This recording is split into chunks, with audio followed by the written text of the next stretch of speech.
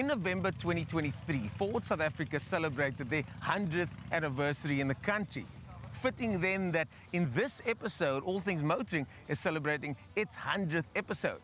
What better way to celebrate our 100th episode by talking about Mustangs here at the Countach Classic Car Festival. I think it's time to hear from the voice in the sky. Let's talk about all the type of Mustangs that are on display here and more. In the early 1960s, Lee Iacocca, Vice President and General Manager of Ford, envisaged a sporty youth market car based on the compact Falcon. Developed in record time on a shoestring budget, Ford introduced the 1965 Mustang at the World's Fair on April 17, 1964, to instant acclaim. The first generation Ford Mustang was manufactured by Ford from March 1964 until 1973. The introduction of the Ford Mustang created a new class of automobiles, known as pony cars. The Mustang's styling with its long hood and short deck proved wildly popular and inspired a host of competition. The 1971 model featured a drastic redesign, however. After an initial surge, sales steadily declined, and Ford began working on a new generation Mustang. With the onset of the 1973 oil crisis, Ford was prepared, having already designed the smaller, more economical Ford Mustang for 1974.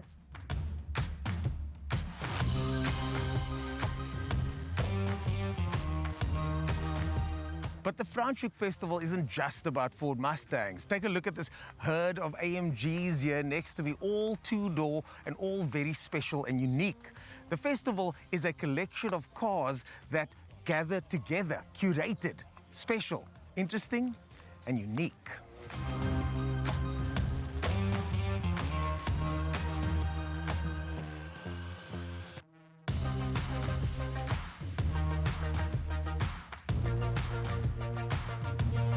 Unique like this Lamborghini Countach, signed by Lamborghini test driver Valentino Balboni. Valentino Balboni's story itself is just as interesting as Lamborghini's story. For more on that, I think it's time once again for the voice in the sky. It is the 100th episode after all. Valentino Balboni was Lamborghini's chief test driver. On the 21st of April 1968, Balboni started working for Lamborghini as a mechanic apprentice. He didn't even have a driver's license, but that didn't prevent him from testing customers' repaired cars. Once licensed, he would, for the next 35 years, test almost all the company's prototypes, and 80% of all Lamborghinis built by the company headed by the great Ferruccio. Ferruccio Lamborghini, an Italian manufacturing magnate, founded Automobile Ferruccio Lamborghini in 1963 to compete with Ferrari. The company was noted for using a rear mid-engine, rear-wheel drive layout. Lamborghini grew rapidly during its first decade, but sales plunged in the wake of the 1973 worldwide financial downturn and the oil crisis. Known for its history as a tractor manufacturer, Lamborghini became a direct competitor to Ferrari. Yet, surprisingly, the credit of Lamborghini's existence still goes to Enzo Ferrari. Lamborghini was very successful with his agricultural vehicle business, at the same time that Enzo Ferrari established his well-known sports car brand. Ferruccio Lamborghini was a Spanish bullfighting fan. He was an enthusiast who enjoyed watching the game in his spare time. He really passionately enjoyed bullfighting events and was a big fan of the powerful animal. He equated this power to the power of his vehicles. Therefore, Lamborghini's logo is a raging bull, full of passion, power, and prowess.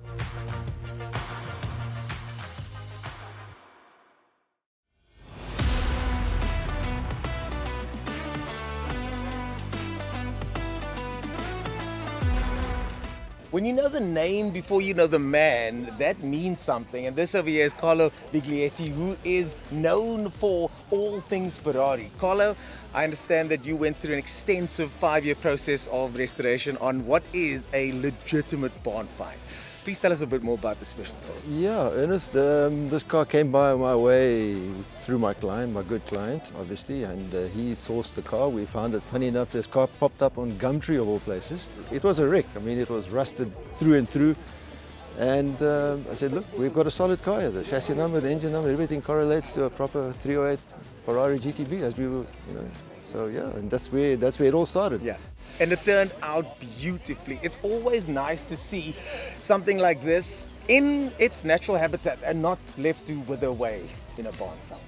Well, exactly. You know, and you look for a process like this, you need deep pockets, because you know where I come from and where we do things properly, and we do things to the parameters that under the Ferrari standards of how things should be done. You know, in the most authentic possible way. It's back in its true form, and we followed the proper build sheet. You know, the client wanted the car back to the original color, the original interior, everything that. We sourced all of that. Wow. So it's like it rolled off the production line in 1980. Probably even better still. Well, we don't need to go to Italy, thankfully, to get this ratified, because we can just ask Mr. Carlo Biglietti. So, thank you. Yeah.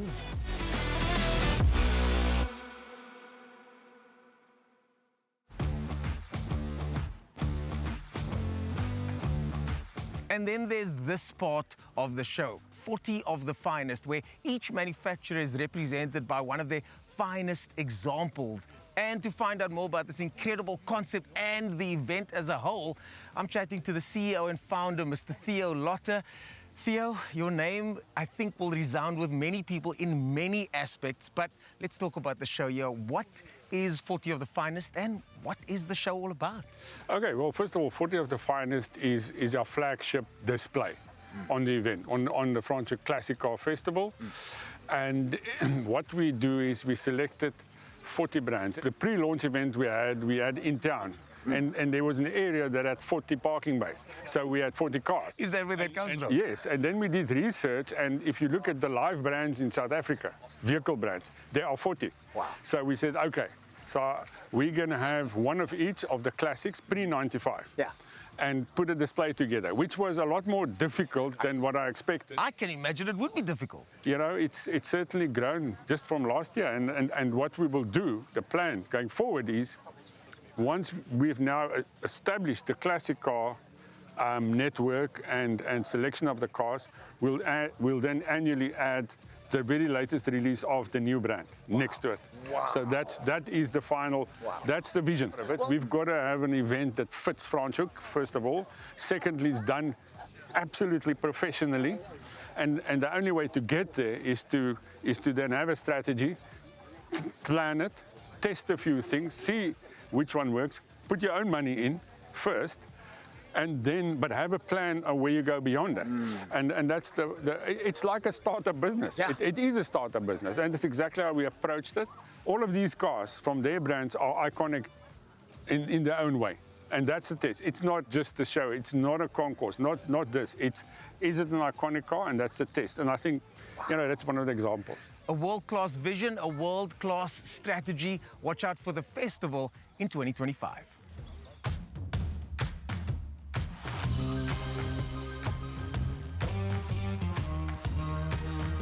And so my time at the Franschhoek Classic Car Festival comes to an end. But there is one more component of this incredible event that I really want to show you guys. And that's the Rivals Parade that will be taking place in the main road momentarily. It's between the two European rivals, Alfa Romeo and Porsche. So let's enjoy those visuals. And after that, Mike can get back to rallying.